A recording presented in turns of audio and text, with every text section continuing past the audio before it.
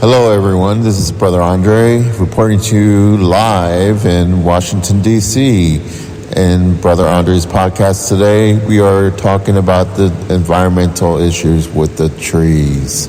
Today, there are trees in front of our inlet.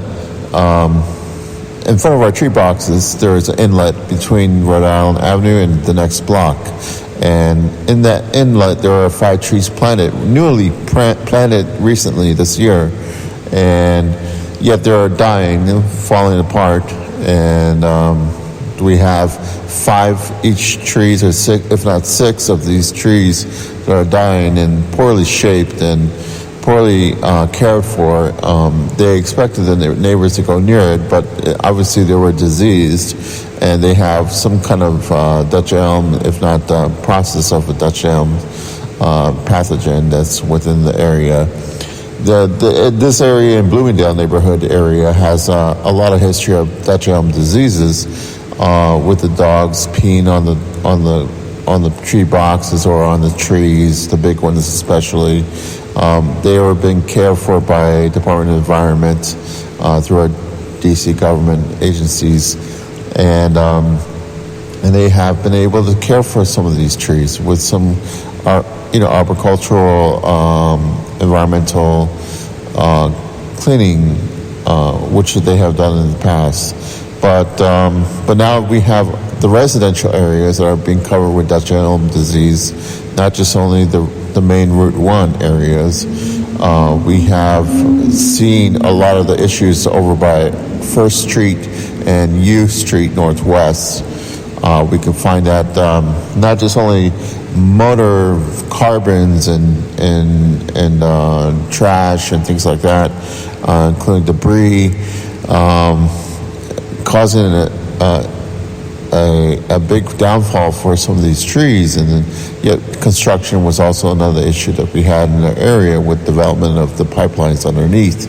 So now we have another tree planted nearby on 55 Rhode Island Avenue. I'm on 69, and so right in front of my building there is a inlet that has maybe about 3 dead trees.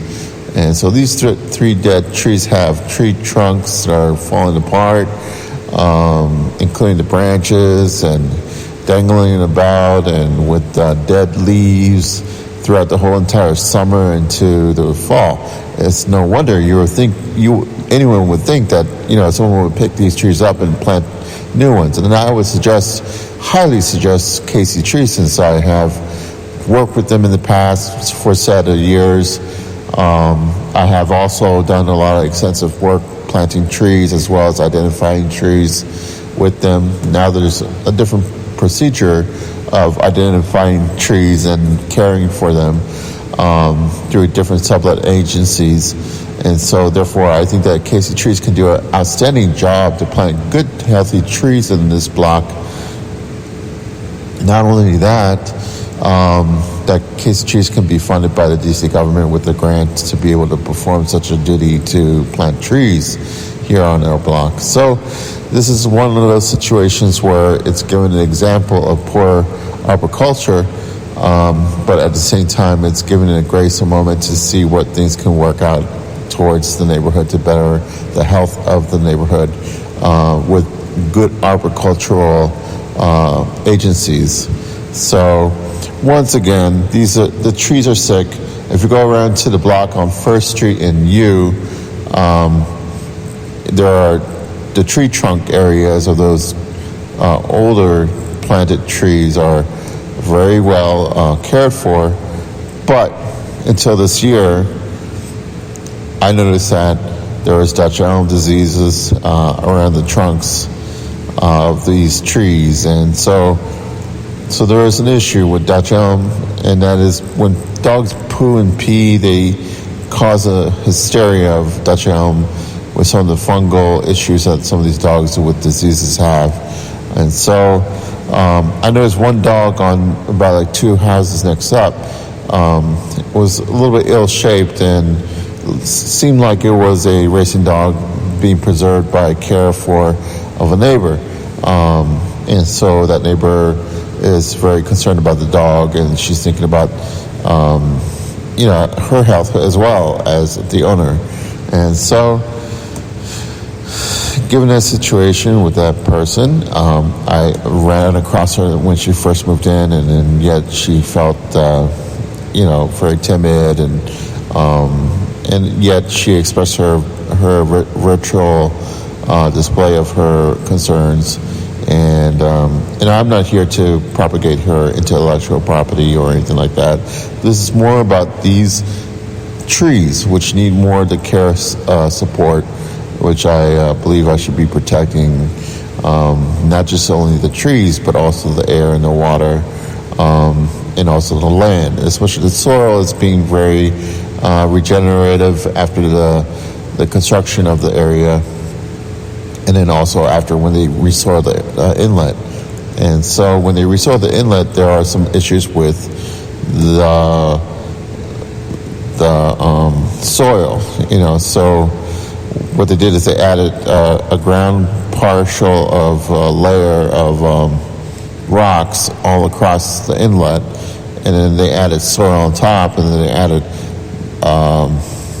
mulch, and then they added a little bit of topsoil around the tree, but not enough to let it last. So what they did is they canopized the greens, mainly like the grass around the tree, but they didn't do too much about the care for the tree of, like putting a certain boundary besides just the mound around it.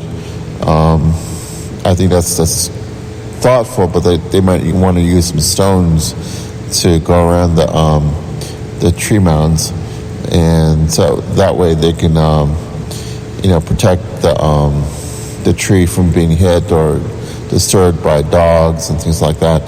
Or they could even use a gate for that reason too, and so when the dogs go around to piss their own land, they don't hit the tree trunk as much as they would hit the gates around the tree mound itself. So that's all I got. Once again, I definitely highly recommend Casey's Trees for their extensive work of healthy trees and arboriculture, and they're canopizing our DC area. They have done extensive work and research, as well as have greater resources to develop a canopized city. And so what I mean by canopized is meaning that it's definitely extensive canvas of a lot of the trees that's been here native to the areas, and being able to extend that oxygen layer of breathable spaces, within our District of Columbia health, of air.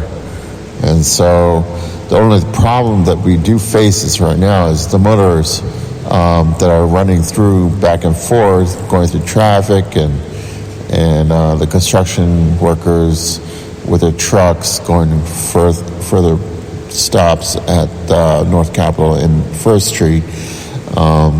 They seem to kind of have a tendency to blow a lot more smoke than they usually do. So I just think that to be able to work around these problems of environmental concerns, we can definitely be more at peace with these trees that are dying right in front of our building, and then also around the corner, the Dutch elm disease. So those two problems that need to be addressed and definitely need to be put together with Casey Trees. I will look them up at caseytrees.org, and I would definitely pursue not a litigation or mitigation of any sort, but more of just kind of prosperous on the table, reaching out across the bridge, certain common ground about planting trees as opposed to making a duopoly of two tree companies. I would definitely have these concerns addressed to the environmental safety concerns, and so that way people can be at peace and enjoy their tree connections. They can hug a tree if they want to. I'm not that tree hugger. I would definitely look into not using Roundup or Pequot. Even I wouldn't even use Pequot because of the risks that it entitles for humans like us, who are already capable of getting diseases from these environmental issues like, Pequot and Roundup, and also the carbon dioxins from the nearby carbon filters. It just draws a lot of mess for anybody here, and not as much as some places in the more western neighborhoods in DC. But if you got to here, and you can see how compact an impact it has been over the last set of years, I think that you would see that people are dying because of the illnesses based upon our environment. And whether it's legitimized from real estate or not, it's just not something that's kosher for HIPAA. I would definitely refrain from using these carbon filters for air conditions. Is not the ideal, best solution, and yet we have already come to an age where we're upgraded with a lot of better solutions for environments with HVACs and ACs that are portable. And I would look them up on Amazon. I would look them up on Walmart. I would look them up on any places like Temu. They may sell them for shorter amount of prices. I think that you will find a lot more, even on eBay, the ones that are functioning, but you might want to look into ones that are functioning and then ones that are not dripping, dioxins and things like that. So, for example, the ACs that we have most in these buildings are internal AC HVACs that have a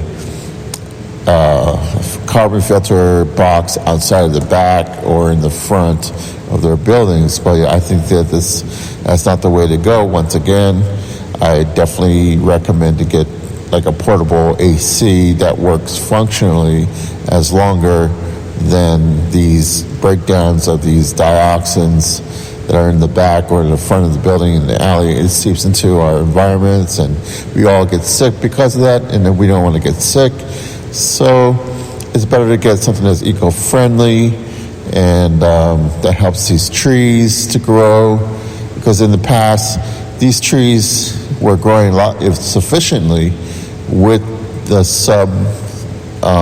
vegan cultures that we had here in the area within this quadrant, and we had a lot more that were growing in green. And yet not just because of the pipelines that were filtering water that were breaking through some of the cracks of the pipeline, but it's also because of the way people treated the soil in a regenerative way.